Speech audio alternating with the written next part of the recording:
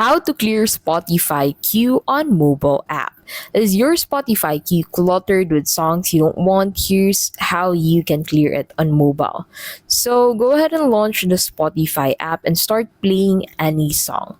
So go ahead and tap the now playing bar at the bottom and then tap the queue icon in the bottom right corner.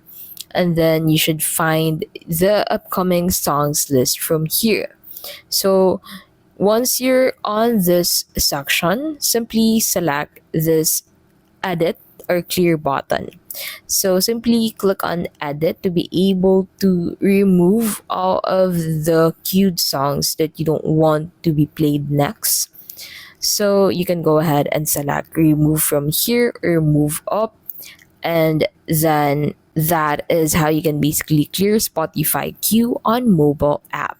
So you just need to continue doing that for the rest of the songs on the queue.